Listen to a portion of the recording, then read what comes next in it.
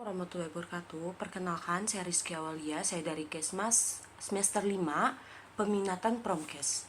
Jadi kali ini saya akan mengerjakan UTS Surveillance Perilaku Kesehatan yang dosen pengampunya Pak Abdurrida SKM MPH. Jadi langsung saja ke pertanyaan pertama di sini. Jelaskan 5 tahapan diagnosis perilaku.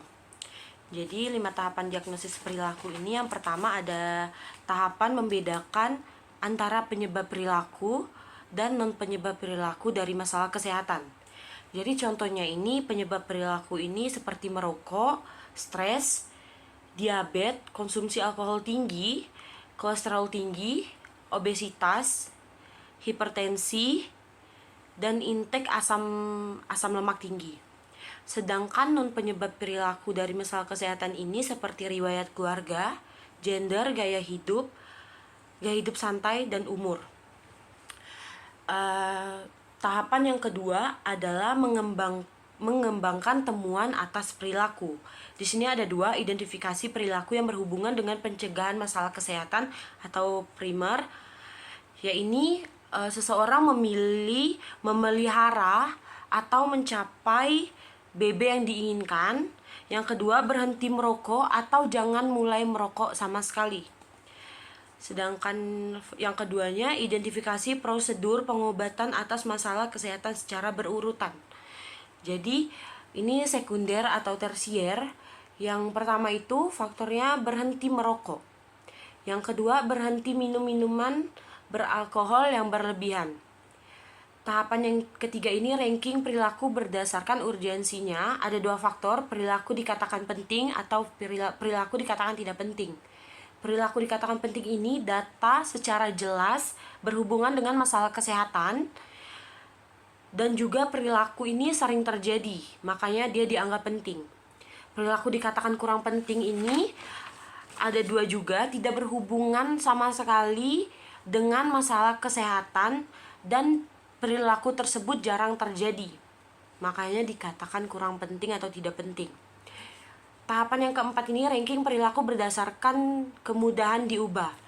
Ada dua perilaku, yaitu perilaku mudah diubah, perilaku sulit diubah. Perilaku mudah diubah ini masih dalam tahap dini atau baru dimulai dan tidak berkaitan dengan gaya hidup atau budaya.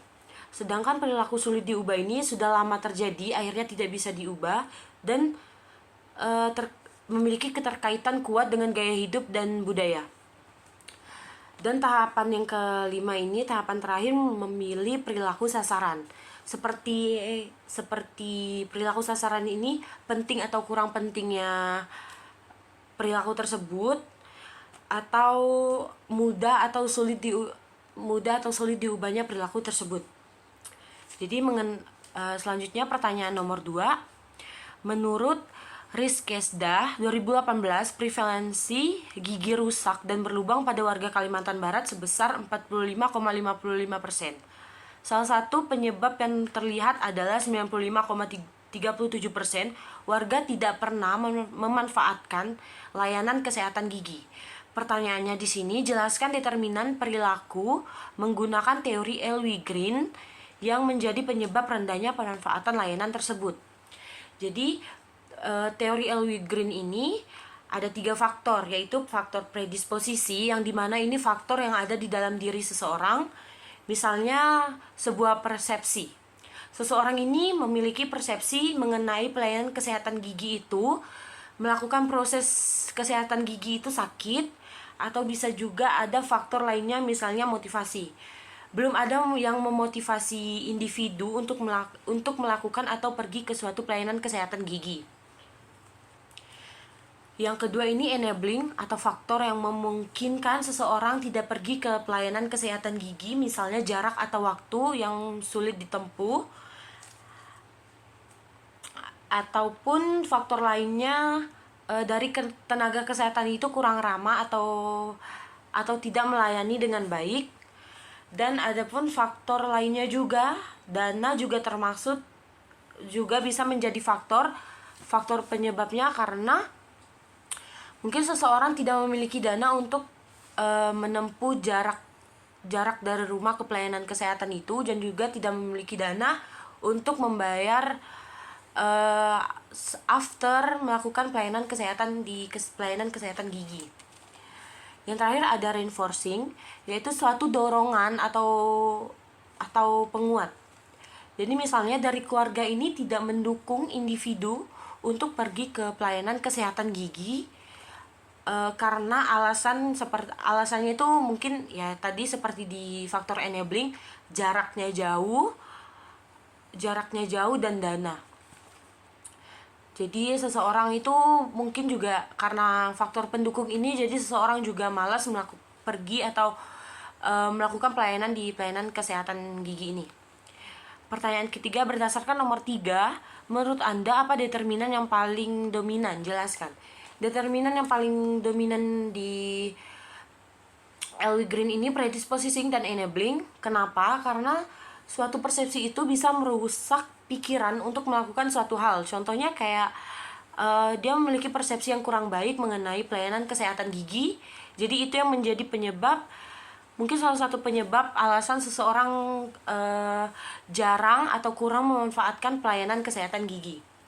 Dan kenapa faktor enabling? Jadi faktor enabling ini juga menjadi penghambat untuk pemanfaatan layanan kesehatan. Karena faktor yang memungkinkan tadi seperti dana, jarak tempuh juga menjadi penyebabnya. Yang ketiga ini ya, selanjutnya yang nomor 4, jelaskan indikator perilaku apa saja yang diamati dalam surveillance kardiovaskuler. Jadi menurut saya indikator yang diamati dalam surveillance kardiovaskuler ini seperti penyakit tidak menular, contohnya stres, merokok, dan konsumsi alkohol tinggi. Jadi stres ini banyak faktor penyebab stres, merokok, dan konsumsi alkohol ini banyak faktor penyebabnya. Jadi kita perlu melakukan pengamatan ini seperti yang dijelaskan juga nomor 4. Pertanyaan selanjutnya, mengapa surveillance penyakit kardiovaskuler memerlukan pengamatan faktor risiko perilaku? Itu sambungan soal nomor 4. Jadi alasannya karena ketiga indikator ini kita perlu melakukan pengamatan. Alasan pertamanya mereka melakukan ini, atau alasan pertamanya kenapa mereka stres, kenapa mereka menjadi perokok, kenapa mereka mengkonsumsi alkohol secara tinggi. Dan juga faktor apa yang menyebabkan mereka stres, merokok, dan mengkonsumsi alkohol. Dan juga kita perlu mengamati apa saja risiko dari 3 indikator ini. Yang selanjutnya pertanyaan nomor 5, jelaskan tujuan surveillance NCD dan kerangka steps dalam pengembangan surveillance tersebut. Jadi surveillance NCD ini memiliki 3 tujuan. Yang pertama, describe problem, monitor trends, atau menggambarkan tren, monitor masalah. Yang kedua ada estimate health burden, memperkirakan beban masalah kesehatan. Yang ketiga ini ada evaluate program for prevention and control, evaluasi program pencegahan dan pengendalian. Dan di sini juga ada kerangka step. Kerangka step dalam pengembangan surveillance memiliki 3 step, khususnya pada faktor risiko.